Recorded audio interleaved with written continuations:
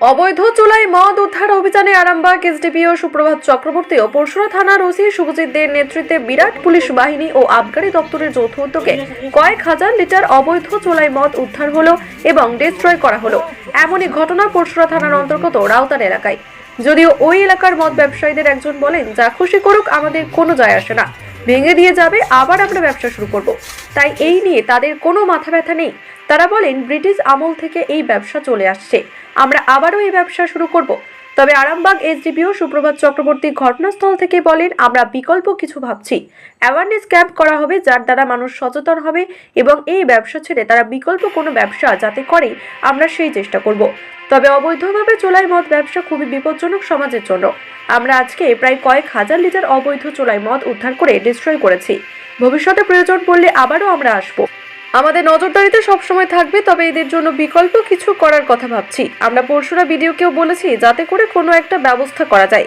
দেখুন বিস্তারিত আরও কি বললেন, আমরা শোনা।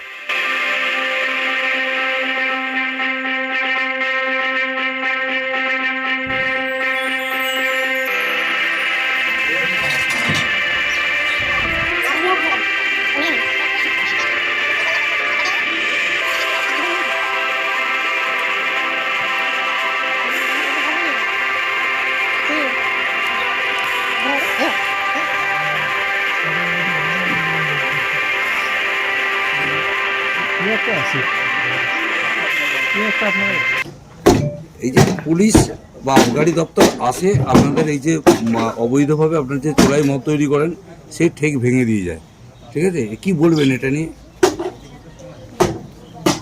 মানে এইভাবে অবৈধভাবে মদ কতদিন ধরে ব্যবসা করছেন? আমাদের এখানে কারবার হয় ব্রিটিশের আমল থেকে। ব্রিটিশ আমল থেকে? হ্যাঁ, ব্রিটিশের আমল থেকে কেউ বন্ধ করতে পারে পুলিশও পারে না? না। এই যে বন্ধ করে এখন নিয়ে যাচ্ছে, আবার শুরু করবেন আপনারা? হ্যাঁ, আবার ফেলবে, আবার ভাঙবে। যতবার ভেঙে দিয়ে যাবে ততবার শুরু করবেন? কি নাম আপনার? এটা কোন জায়গা? রাউটার। এই যে আপনাদের বাড়ির ছেলে মেয়েরা যে পরিবেশ, এই যে আপনারা চোলাই মদ তৈরি করেন, ছেলেরা কি শিক্ষা নেবে?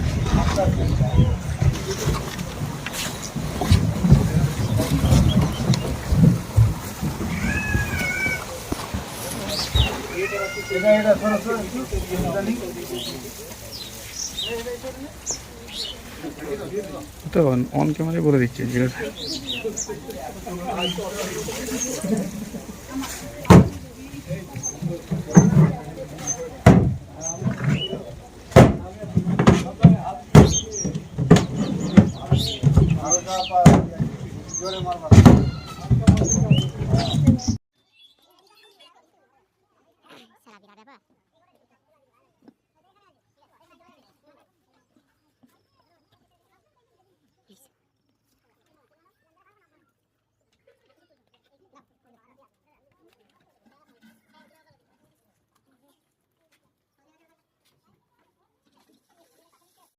কি বলবেন স্যার? প্রতি বাড়িতে দেখা যায় যে এই রাউতারা একটা বিশেষ এলাকা, যেখানে পুরসুরা এই এলাকাতে বারবার ধরে আপনাদেরকে রেড করতে হয়, কিন্তু তারপরেও আবার হচ্ছে পুনরায় তারা এসে বিক্রি করে। তারা মুখের ওপর বলে দিচ্ছে আমাদের ক্যামেরার সামনে যে ব্রিটিশ আমল থেকে চলছে, পুলিশ আজকে এসছে, আবার আমরা কাল থেকেই তৈরি করবো। যে ভৌগোলিক অবস্থান এবং তার সাথে এখানকার আর্থসামাজিক যে বিন্যাসটা, সেটা অদ্ভুত রকমভাবে এই ব্যাপারটাকে প্রচার করে। আমরাও এখানে, আপনারা দেখবেন, আপনাদের সাথে যখন আমরা আসি রেডে, তখন আমরা বিভিন্নভাবে যাতে এদেরকে কোনোরকমভাবে পাজল করা যায়, এরা যাতে আমাদের গতিবিধি ধরতে না পারে, সেই মতন এখানে আমাদের এক্সাইজ আবগারি দপ্তরের বিভিন্ন সোর্স এবং ইনফরমার দিয়ে আপনারা দেখছেন আপনাদের সামনে কিভাবে মানে অত্যাধুনিক উপায়ে এবং অভিনবভাবে যাতে আমরা ম্যাক্সিমামটা সেজন্য ডিস্ট্রয় করার। আমরা আজকে দেখুন উচ্চ মাধ্যমিক পরীক্ষা, আমাদের এমনি ফোর্স অফিসার ম্যাক্সিমাম হচ্ছে সারাদিন ধরে ডিউটি করছে, তারপরেও আমরা ম্যাক্সিমাম স্ট্রেংথ নিয়ে আজকে এসেছি। তার কারণই হলো যাতে সমূলে আমরা এটাকে নষ্ট করতে পারি। কিন্তু এইটার এই যে ভৌগোলিক অবস্থান এবং এখানকার যে মানসিক যে মানসিক গঠন প্রণালী, সেটার বিরুদ্ধে আমরা যেটা করতে চলেছি সেটা হচ্ছে একটা কন্টিনিউয়াস একটা অ্যাওয়ারনেস ক্যাম্পেন।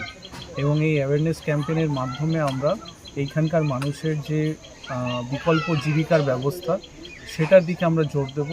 এবং এই ক্ষেত্রে আমরা আমাদের যিনি এইখানকার ব্লকের যিনি বিডিও আছেন তাকে আমি তার সাথে আমরা যোগাযোগ রাখবো, এবং কোনো রকম যদি সরকারি প্রকল্প কিছু থাকে এদের জন্য যেটা সমানভাবে লাভজনক হবে, তাহলে সেটার দিকে আমরা জোর দেবো। আপনার এই যে ভাবনা বা চিন্তা, হুম। এটা কি মনে হয় আগামী দিনে এখানে কোনো কাজে লাগবে? এখন আমাদেরকে তো মানে চেষ্টা করতেই হবে। বারবার তো আসছেন, হ্যাঁ, বারবার চেষ্টা করতেই ভেঙে দিয়ে হবে। যাচ্ছেন। এটা পুরোটাই হচ্ছে এইখানকার যে মানে আপনারা দেখছেন এই যে দেখুন পুকুরগুলো আছে যেগুলো, এগুলো কচুরিপানাতে ভর্তি, এর মধ্যে লুকিয়ে রেখেছে। এবং আমাদের যেসব ছেলেরা আবগারি দপ্তরের ছেলেরা নিজেদের জীবন বিপন্ন করে এখানে সাপ খোপ এগুলো আমাদেরও মানে খুবই এটা রিস্কি একটা জিনিস। তারপরে আমরা প্রচুর ফোর্স অফিসার নিয়ে এসেছি, যার কারণ হচ্ছে কেন কি এটা একদম সরাসরি ওদের জীবিকার উপর কুঠারাঘাত হচ্ছে।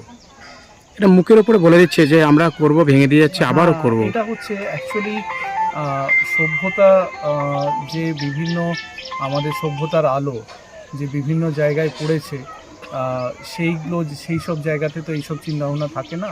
তা আমাদের এগুলো আমাদের কর্তব্য, আশু কর্তব্য যে এইখানেও যাতে তারা বিকল্প জীবিকা একটা সন্ধান পায়, এবং সেটাও যাতে ওদেরকে একটা সম্মানজনক জায়গায় নিয়ে যেতে পারে, সম্মানজনকভাবে বাঁচতে পারে, সেটা আশা করি। সেটা যদি ওদের দেখে, তার প্রতি যদি ওদের একটা ভাবনা চিন্তা শুরু হয়, তাহলেই মনে হয় আমাদের জয়টা হবে। আগে এটা কত- একটা কঠিন লড়াই। মানে খুব কঠিন, Challenge, কিন্তু হ্যাঁ। আমরা যেভাবে আমাদের নতুন বড়বাবু এবং এক্সাইজের যিনি বড়বাবু আছে ডিই সাহেব আছেন, আমরা প্রতিনিয়ত যে চেষ্টাটা তুলে ধরছি, সেটাকে আশা করি একটা জায়গায় আমরা নিয়ে যেতে পারবো।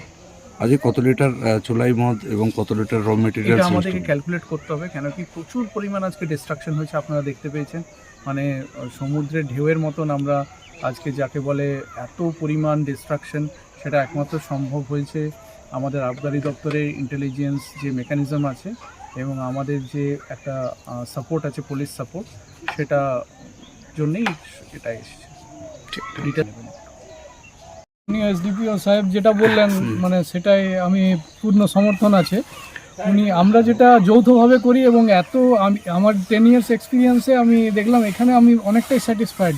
আমরা যৌথভাবে যে সহযোগিতাটা পাচ্ছি, আর যদি বলেন রিগার্ডিং এই এত রেড করার পরেও কেন আমরা এটা অ্যাবলিশ করতে পারছি না, ইন দ্যাট কেস এটা অনেকটা কমেছে, এবং আস্তে আস্তে গ্র্যাজুয়ালি এক্সপেক্টিং ওয়ার দ্যাট আমরা নিয়ার ফিউচারে হয়তো এনারা বিকল্প কিছু পেশা জীবিকা পাবেন, মানে এবং প্লাস শিক্ষা আমরা অ্যাওয়ারনেস করছি, হয়তো আশা করছি যে ফিউচারে এটা অনেক মানে ঠিকঠাক সলিউশন পাবো। অ্যাওয়ারনেস ক্যাম্প করবেন? হ্যাঁ, অ্যাওয়ারনেস ক্যাম্প আমরা এমনি করা হয়, কিন্তু আরো প্ল্যান আছে যে বড় করে আমরা একটা কিছু করবো। আপনার নামটার পরিচয়? আমার নাম মৃণাল মাঝি, আমি ডেপুটি এক্সাইজ কালেক্টর তারকেশ্বর।